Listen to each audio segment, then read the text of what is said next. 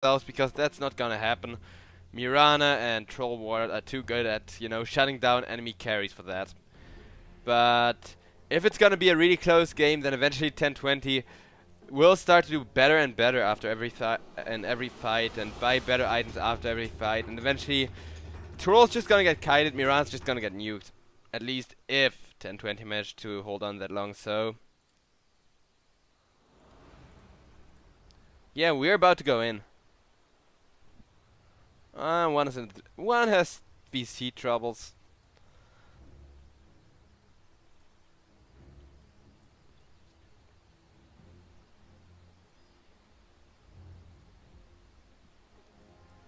The who put that mirror there, Medusa, which would still be so cool if it weren't for the broken snacks.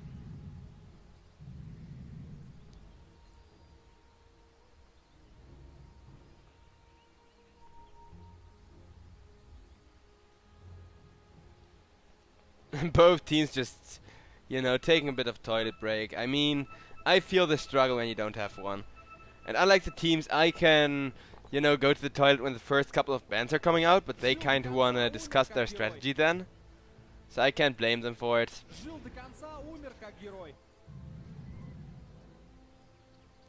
I do like that statue.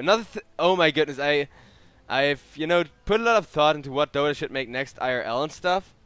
I really want more awesome goodies. I really want Dota to give the fans, you know, to create a fan base, an actual community. Right now there is an esport based community, but there's not really those people who write fanfics, draw fan art, that kind of thing. And I don't mean cringy deviant art style. I mean, you know, that's stuff that Join Dota shares. They're one of the few people who actually put effort in it, but look at that epic statue there. Just imagine a freaking oil lamp, which really aren't hard to make. Just imagine a freaking oil lamp with one of those things carved out of stone and a little... It would be so awesome. One of those, you know, stone dudes. Volvo, please. I hope I get to work at a Valve event someday. Then I'm definitely gonna approach them and ask them if I can have the job of, you know, going about goodies and lore writing and shit. Don't get me wrong, it's not that I don't mind casting for the rest of my life, but I think it has so much unexploited potential. Meanwhile, look at that, 4 people actually staying here to help Shadow Fiend get his souls up. And RQ, they do know, okay. There is a lot of people sitting in the base. We can push the aggression now.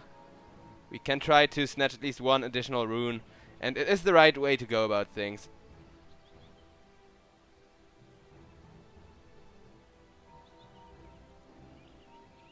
$10.20. The Shadow Fiend only got 9 souls. That should be enough to still snatch a rune from him.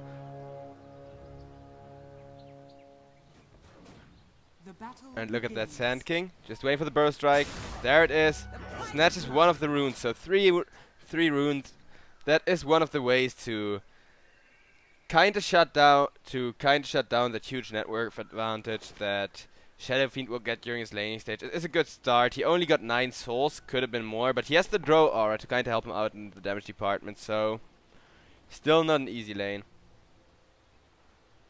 Also, why don't the Dire have cool old man statues, or at least something, you know? Like this thing here I could imagine to actually have Dota people produce, but the old Radiant based man...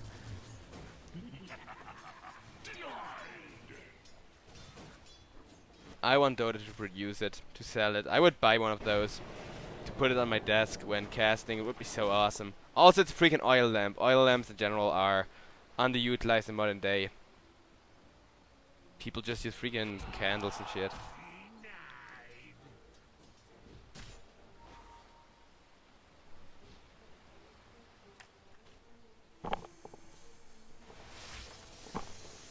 Okay, so RQ,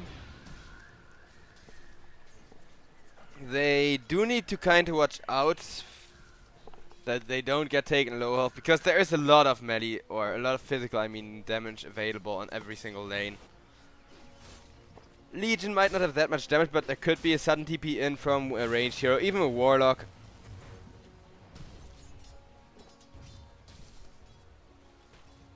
Radiant's middle tower is under attack.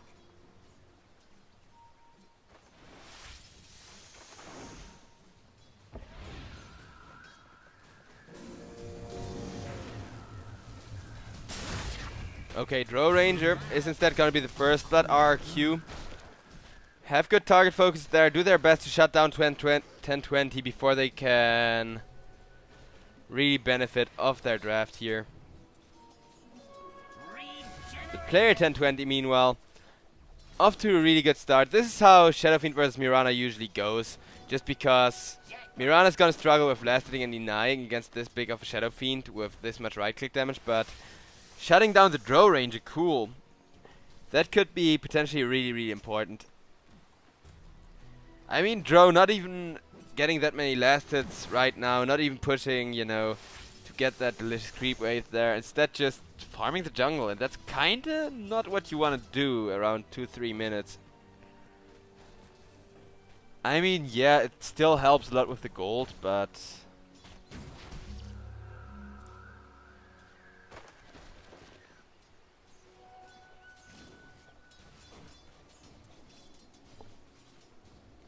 I think at this rate, unless, you know, a couple of ganks make some really big impact on any of these lanes, the Shadow Fiend is gonna be the most important hero here.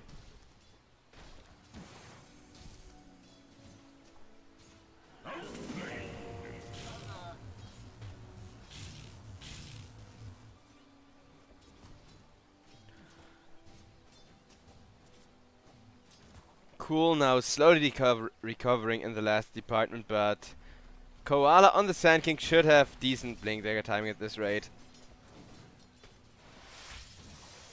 Doing his best of... Yeah, there we go again. He's putting in all the effort he can to shut down the Drow Ranger, but now might be going down with the Clockwork Cogs.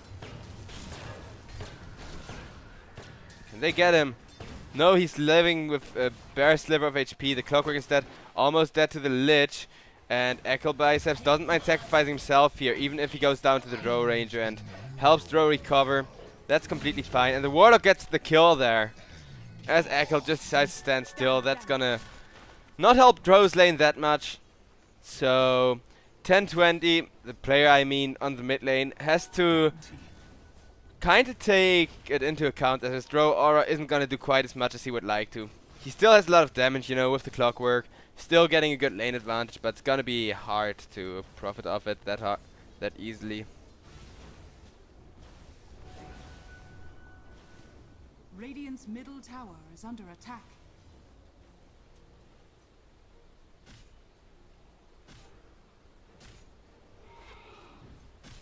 And I mean, right now both the Troll and the Mirana are going well. The Sand King is even gonna have a decent blink dagger timing to kind of give RQ that early game pressure that they need. So 10-20, they're either forced to try and go for a couple of ganks to turn this game around, or really focus everything they have on getting Shadow Fiend a lot of farm to make him become a raid boss. Those are pretty much the two options that they got to make sure they're not gonna get overran by RRQ again. And RRQ, they are trying to already get an early advantage. Monkey King is just chilling around the top lane though. If Monkey King goes on Cool on the Drow Ranger, then Cool's life would be a lot more miserable. Koala now might be going down here, especially with the Fatal Bonds. Not quite enough damage available there yet. Barely makes it to the shrine. One more, or no, two more hits on the Lich would have done it, but that is kinda hard to pull off still. You know, the Fatal Bonds do matter, they do help with the harass. Drow just needs to be kept in the game. Shadow Fiend can do all the heavy lifting, at least at this rate. Mirana now forced to go in the jungle instead. Will not get a lot of her mid lane. I mean, 26 to 44 so far. And 10-20. Is he just gonna farm jungle? Yeah, it looks like it. Meanwhile, Cool. I thought 10-20 was gonna come to Cool's aid there, but he was pretty far away, to be fair. Lobby now gonna explode as well. Double kill for Koala. Sand King. This is gonna be such great blink dagger timing, which means so much early pressure on 10-20. The player 10-20 meanwhile forced to put in every effort in the world to keep his team in the game. He is doing well, but he needs to keep doing well. Here's the net worth lead. And Troll has a really good game as well. So Shadow Fiend should be able to win against the Troll, provided that he has the draw damage aura, or at least somebody like Clockwork to keep the Troll away from his melee range. But this guy needs to stay alive. He is the one chance of 1020 to have a decent mid game, which means we're gonna rely on that.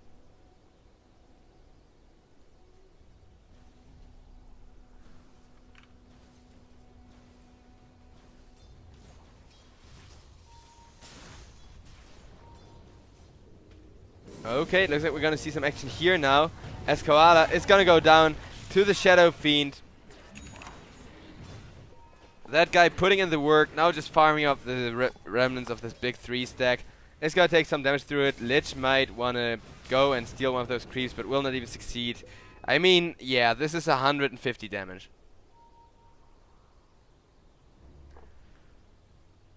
Oh, 160 with the face boot switched actually. Now, Clockwork tried to snatch a rune there. Is gonna pay with his life. That's kind of fine-ish, I guess. Double damage. I mean, oh, Legion. Troll putting in some good works there, but look at the Warlock dishing out damage with Fatal Bonds. Can they get either one of them? The creep might, yes, is gonna deliver enough damage. It's so satisfying to watch, even though it's not satisfying when it happens to one. Somebody just slowly ticking down.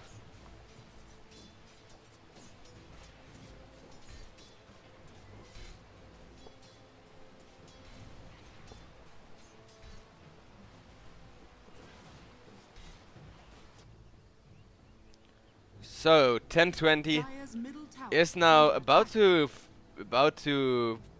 Oh no, he blocked his own camp.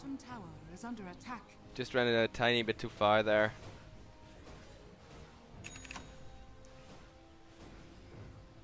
But he is about to outfarm the Troll at this rate. Just gonna do some bottle crowing and gonna go for the Shadow Blade to enable some early kills. Interesting choice. I mean, yeah, Shadow Blades usually, I said it before, you kinda got items for damage, so you just want survivability or utility items. Shadow Blade is a bit of both. It does have the drawback that you cannot really melee initiate this well against a Troll. Now Lich ultimate is gonna come on out. Cool trying to get rid of it, but the bounces aren't quite fortunate. Insidious C, he would love to be able to get a kill onto Koala there. Flare, still super long cooldown, super low damage. Lich isn't even bonded to Koala. Koala is gonna stick around the lane. Excellent. And the City C, he knows where he is. He's gonna chase for Koala. Koala's probably gonna go down. And he's still quite far away from his Blink Dagger. Trying to burst strike out of there, but that just means... Okay, wait, maybe actually he can get out. Mirana arrow coming in on the Clockwork. That's gonna allow Koala to get out. Or no, he runs around. But still, Shadow Fiend not able to get the raise combo off there. So, not sure what Koala intended there by running around. Maybe he wanted to try and set up a good bait for Mirana. Shadow Fiend now didn't get the kill he wanted. He committed a lot for it. Meanwhile, Troll just getting a lot of farm. Got that top tier 1.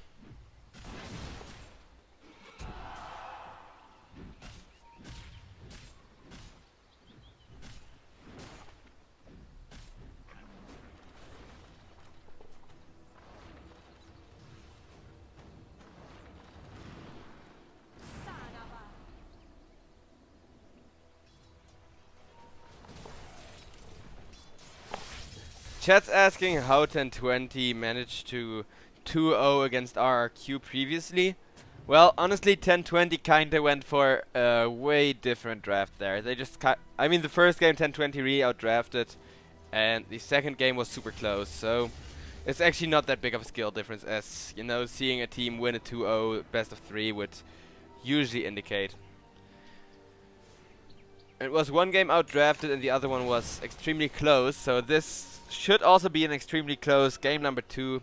At least so I hope, because I do like myself some good Dota. I do like a lot of things.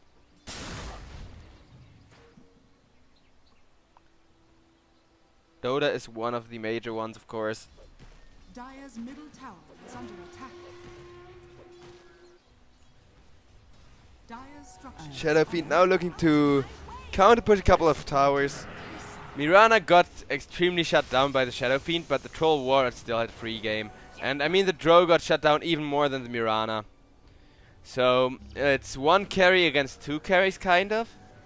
But that one carry is a Shadow Fiend who kind of gets an unfair advantage when it is carry versus carry. But so does the Troll, so meh.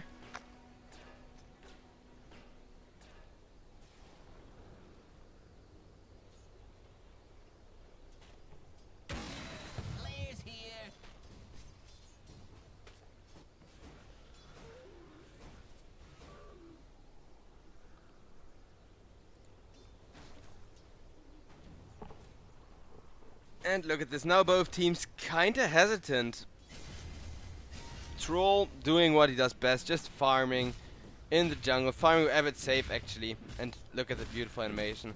I'm still kinda sad that the awesome Immortal with the epic animations for Troll Warlord is a set of axes instead of a set of swords, because swords matches animation so much better. Meanwhile, Clockwork just getting one man epicentered there with a 5-second arrow. A bit of an overkill, but RRQ, they are 4k ahead in total net worth. They just want to continue getting every kill they can. Meanwhile, Shadow Fiend looking to Roman in for some kind of a gank. With the Legion as well. Legion got the duel up, but there is nobody to gank. Bottom tower is under attack. Just gonna be a tier 1 for tier 1 trade, which in this scenario is definitely gonna be advantageous for Team RQ. Monkey King ultimate to enable a kill on the drone in the middle lane. Dire's top tower is under attack. Dire's structures are fortified. City C now about to go down to Lich ult here. Legion wants the duel, but gets taken low health. But with the heal there, okay. That's a good deal of duel damage. That's a Monkey King kill. 10-20 had to come in there after he's finishing off that tier 1 tower. Meanwhile, in the bottom lane, we got Troll Warlord split pushing a bit. He wants to push his net worth advantage. Cool on the drone now, doing his best to bait, but taking a big risk there. And with that stun, that big risk is not gonna quite pay off as well as Cool wanted to. Still a good kill there.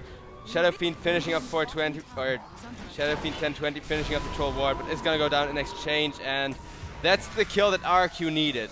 RQ did sacrifice their top carry, but the enemy top carry with potential to become a big raid boss just went down, as well as the tier 2 bottom tower. So that one lucky bash, I mean, I know what the plan there, I mean, I kind of get what the plan there was for Cool. He just wanted to kite a little bit more till that TP was done, but that unlucky bash, I mean, that was about a 30% chance with the new pseudo-random bash generator. So 30% chance. And that working out in the worst case scenario with the 5-second arrow connecting means 10-20 now need to play it kinda more careful, kinda more defensive. They cannot really rely on Shadow Fiend's insane free damage anymore until he's built that up again. And he's gonna go to work.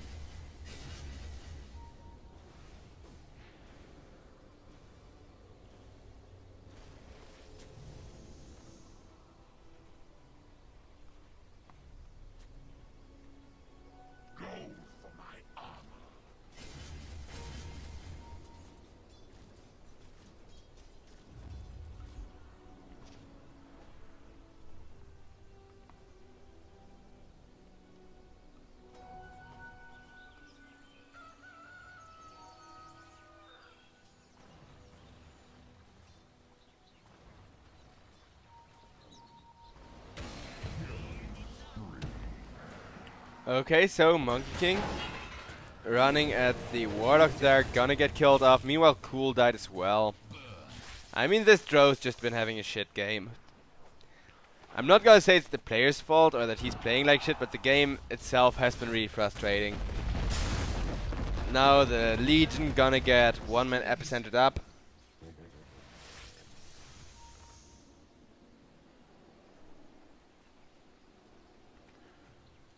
And RRQ, I mean, these guys are really good at playing against teams with similar playstyles, it turns out. Both of these teams kinda rely on the same. Both of these teams now kinda rely on the same type of strategy.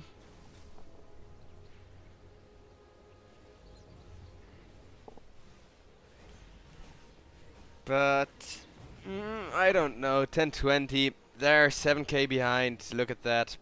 RRQ just taking this game in a really convincing manner so far.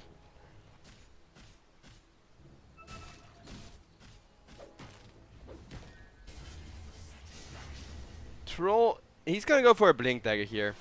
Great item to enable more pickups to ruin Dro's day even more, as if that was necessary.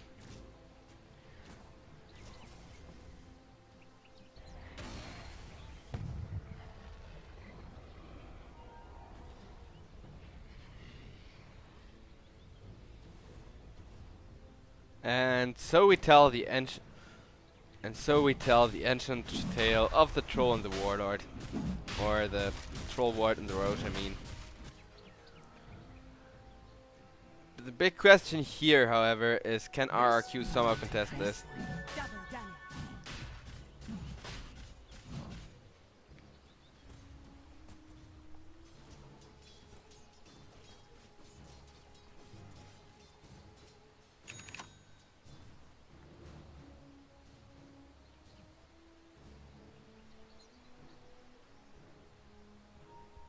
Have a good one, Trucker Punk. Glad to see the same names in my chat frequently. Roche now went down to the troll. Cool went down. Okay, not yet actually. With Clockwork coming in there, the Monkey King ultimate not quite gonna be all that useful. Cool still staying alive there, but in the end the Mirana and now the troll making that kill happen there. Shadow Fiend. Okay, good ultimate on the Mirana. Can he get Jabby? Yes, he can. Now, trying to get another kill here. If he can succeed in doing that, it would be huge. In comes the big Troll Warlock ultimate on the Troll Warlord. There we go. Legion, however, is gonna go down to the Lich ultimate instead. And Warlock is gonna go down. And now the Shadow Fiend is the last one remaining alive. And pew. But it's not gonna do enough. RRQ, you need to deny their objectives, and that's the thing that 10-20. I mean, this time around, yes, the bottom lane went kind of poor, but that isn't game losing. What's game losing is 10-20 failed to, until now, deny RRQ their objectives. The last game, once they started, you know, getting the good reads on, and started to know what do RRQ want, how do we take it from them before, or prevent them from taking it.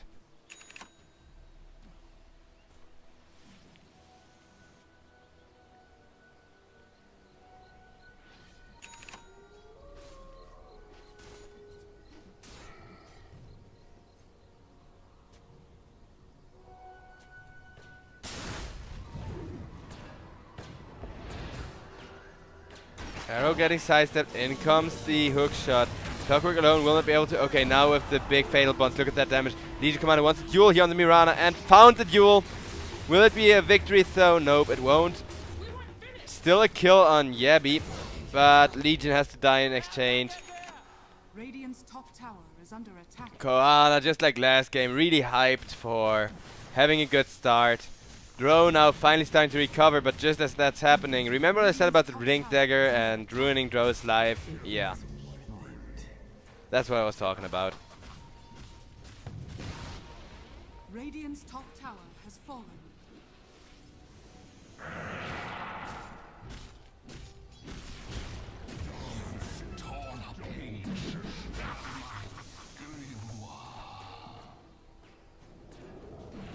Dire's middle tower is under attack.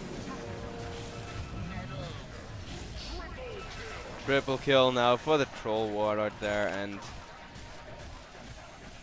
Dire's middle tower yeah, is under pretty much attack. everything that RQ had planned is gonna go wrong for them. Radiant's middle tower is under attack. Radiant structures are fortified. Or I mean the 10-20 had planned. RQ, they're getting the objectives. They're getting the farm out of them. 10-20 meanwhile. They had a really good game plan here, but RQ effectively shut it down by putting so much pressure on the Drow Ranger. then they got the kill on the Shadow Fiend when they needed it most. Shadow Fiend at level 20.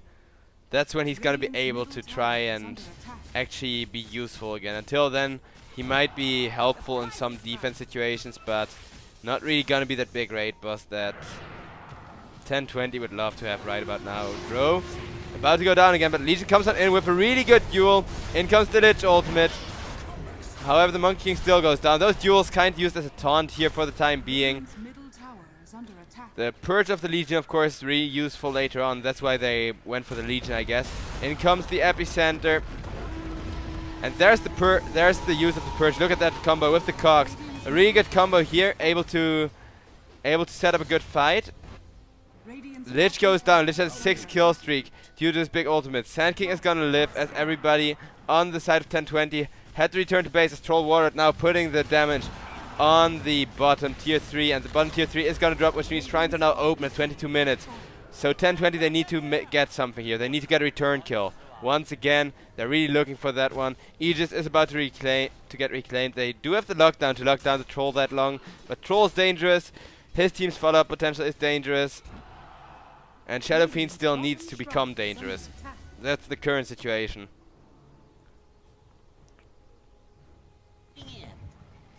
Okay, Sand King might get killed off here. Legion would like some more duel damage. Not like it really matters. You just need the Legion to save people's lives, and duel is a long animation, like nearly half a second. Radiant's bottom shrine is under attack.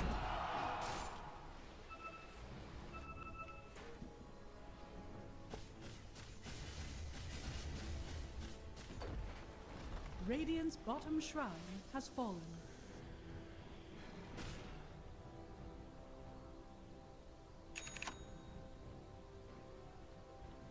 I'll take that.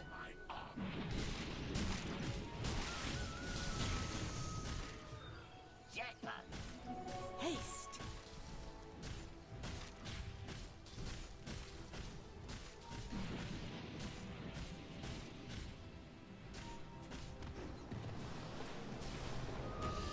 Now the Warlock manages to get away. The Fatal Bonds this game have really done a lot of work, but so far not enough. And let's see how this defense is gonna start off.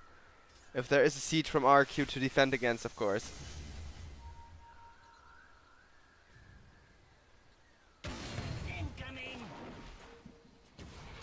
Seifer getting knocked out of his tree, getting dueled up and killed off. Mirana ultimate committed. I wonder why RQ. I wonder what they intend to do with it. Okay, they're just gonna back off. So once again, 1020 in the same situation, but a little bit the same situation, but slightly, you know, less feel-good version of it. They need to defend and go late game. Except that this game around, RQ got better late game themselves and got a more significant gold lead.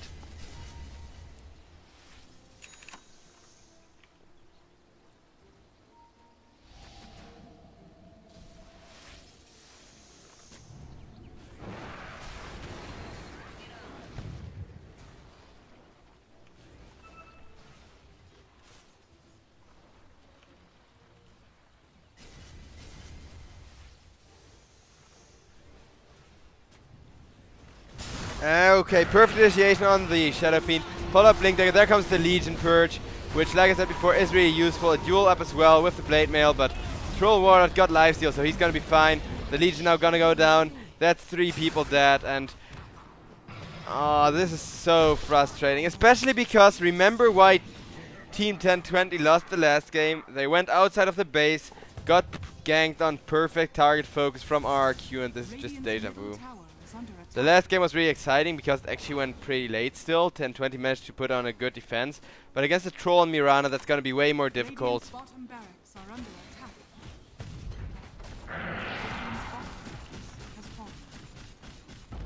Bot lane of Rex dead.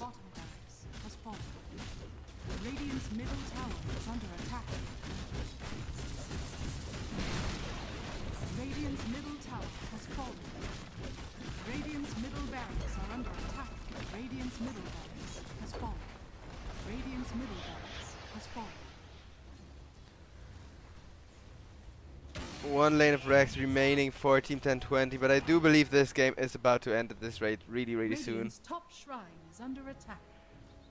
Roche is gonna have a long respawn timer, but that's a single drop of water on a hot plate, or whatever that saying goes. Boom, there it goes.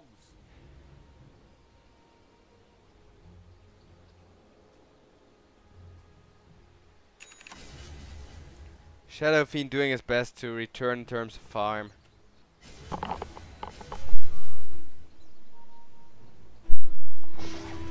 Okay, Legion getting a good duel off there.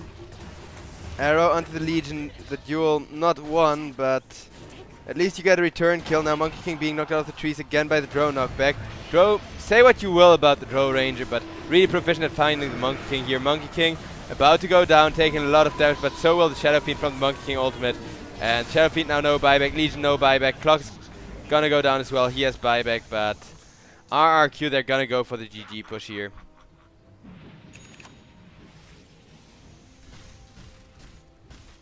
GG, well played. There it is, it's been a good game for RRQ. RRQ, they analyzed 1020's playstyle, they banned all the good heroes, and they managed how to focus the hero you need to prevent the game from going late game. The previous time it was kinda super close, this time around not quite as much, so congratulations RRQ for moving on, and we hope to see 1020 next time. At least I do. I think 1020 can do way more than they did in this tournament. They did manage to get in the playoffs, they played really well. I just feel like they kinda need to explore their possibilities a bit more. That is a thing which a lot of these Southeast Asian teams, you know, look at a team like Penta. Penta are super versatile. Penta, they might not always have the individual skill and team play synergy now that they're doing a lot of roster swaps, but they are one of the most versatile teams. They pick a Chaos Knight and decide to run him as a support last minute. That kind of thinking. And a lot of Southeast Asian teams, while playing way more disciplined, kind of lack that, and that cost them this game. So yeah, guys, good game, well played, and with that we're gonna go to a bit more of a break. At 18 o'clock or 6 PM CEST we're gonna have the grand finals of the EU Cup though, so we got even more Dota and, you know, slightly more clutch Dota coming up. I do hope you enjoyed the cast. I'm gonna put my Twitter as well as the tournament's Twitter in the chat. You can follow me if you want to support my casting career, you know, help me get some new gigs. I only use Twitter to shit posts, so it's not like you're gonna see a lot of serious stuff on my Twitter